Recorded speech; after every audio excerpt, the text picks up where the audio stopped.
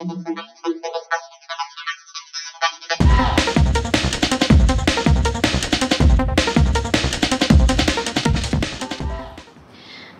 এখন 6টা 5 বাজে। তো গুড ইভিনিং সবাইকে। দেখো বাইরে এখনো সন্ধে হয়নি। তো উষ্মিস ব্লগটা স্টার্ট করবে। হাই ফ্রেন্ডস, ওয়েলকাম টু উষ্মিশালদার ব্লগ। আমি ভালো আছি, তোমরা সবাই ভালো আছো তো? সবাইকে গুড ইভিনিং। এখন বাজে 6টা। এখন আমরা চা বিস্কুট নিয়ে বসে গেছি। আমি আজকে ঘুমাইনি। তো দেখো এই যে চা চলে এসেছে, আমাদের 3 জনের চা আর বিস্কুট চলে এসেছে। তো এখন আমরা চা বিস্কুট খেয়ে নিই।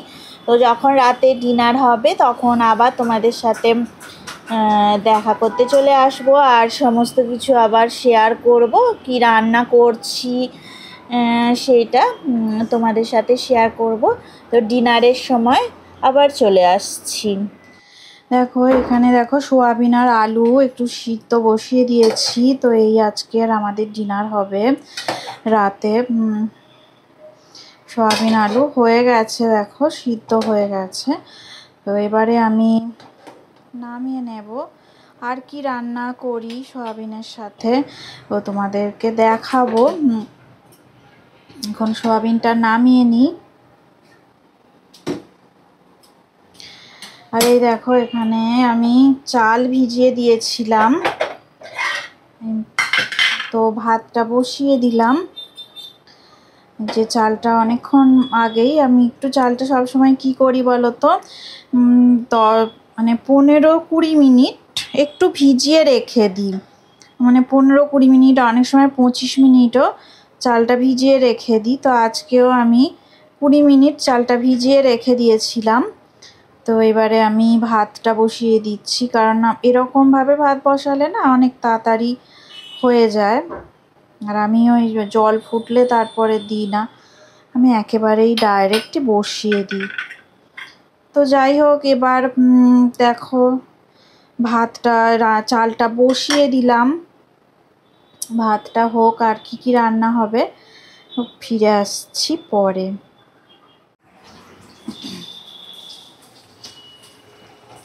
দেখো ডিনারে আমাদের কি আইটেম হবে তোমাদেরকে দেখাচ্ছি।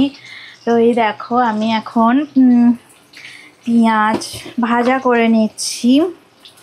তো সোয়াবিন আলু তো সিদ্ধ হয়ে গেছে, এটা সোয়াবিনের তরকারি হচ্ছে। তো পেঁয়াজ ভাজা করে আমি দেখো এর মধ্যে কাঁচা লঙ্কা, টমেটো কুচি দিয়েছি, কাঁচা লঙ্কা দিয়ে দিয়েছি, আর নুন আর হলুদ গুঁড়ো দিয়ে দিলাম। এইবারে আমি আদা রসুনের বাটা দিয়ে দেব। আদা রসুন বাটা দেওয়া হয়ে গেছে। ভালো করে মশলাগুলোকে আর সব মশলা, পেঁয়াজ, টমেটো, কাঁচা লঙ্কা ভালো করে এবারে আমি কষিয়ে নিচ্ছি।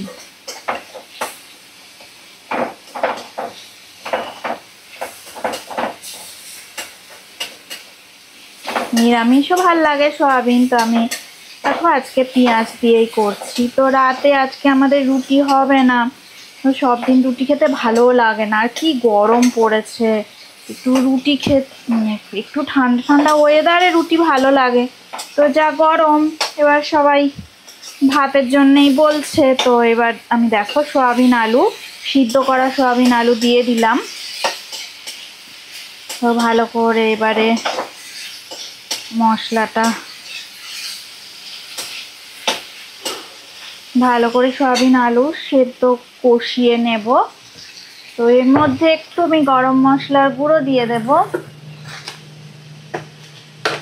কাঁচা লঙ্কা 2টো দিয়েছি, তো আর লঙ্কা গুঁড়ো দিচ্ছি না, ওই জন্য খুব সামান্য একটু গরম মশলার গুঁড়ো দিলাম।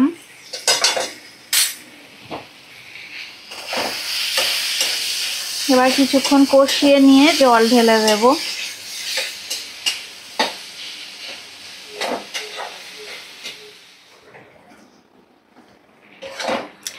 দেখো সয়াবিন আলুর তরকারিটা হয়ে গেছে। এবার গ্যাসের ফ্লেমটা অফ করে দিলাম। জল দিয়ে কিছুক্ষণ ফুটিয়ে নিয়েছি, তবে খুব ঝোল ঝোল করিনি আজকের রান্নাটা। এবার দেখো আমি ওপর থেকে একটু ধনেপাতা কুচি ছড়িয়ে দিলাম। এবার রান্নাটা সার্ভ করে দেব।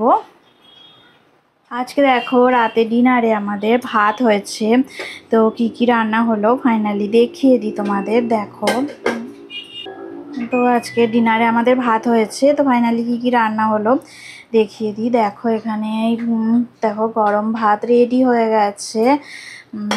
আর দেখো এখানে মুসুর ডাল করেছি আমি, এটা তোমাদের সাথে শেয়ার করা হয়নি। এই যে দেখো পেঁয়াজ দিয়ে আমি একটু পাতলা করেই ডালটা বানিয়েছি। তো এটা মুসুর ডাল, পেঁয়াজ ফোড়ন দিয়ে আর জিরে ফোড়ন দিয়ে বানিয়েছিলাম, একটু পাতলা করে বানিয়েছি তো ভাত দিয়ে খাওয়ার জন্যে। আর যেহেতু ওই সয়াবিন একটু কষা কষা বানিয়েছি, তো সয়াবিনটা তো দেখো বেশি ঝোল নেই, তো ওই জন্য একটু ডালটা একটু পাতলা করেই বানিয়েছি। আর করেছি কুমড়ো ভাজা, দেখো কুমড়ো ভাজাটাও তোমাদের সাথে শেয়ার করা হয়নি। তো নিজে কুমড়ো ভাজা করেছি। আজকে এই আমাদের রান্না। তো আজকে দেখো ব্লগটা উষ্ণিস এন্ড করে দেবে। যদি ভিডিওটা ভালো লেগে থাকে অবশ্যই লাইক করবে, সাবস্ক্রাইব করবে। সবাই ভালো থাকবেন, সুস্থ থাকবেন, আমাদের চ্যানেলে অবশ্যই থাকবেন। গুড বাই, টাটা, সবাইকে গুড নাইট। দেখো আমার এখনো পড়াশোনা হয়নি, পরীক্ষা চলছে, তাই এখন পড়ছি। পরের ব্লগে তোমাদের সঙ্গে দেখা হবে। টাটা।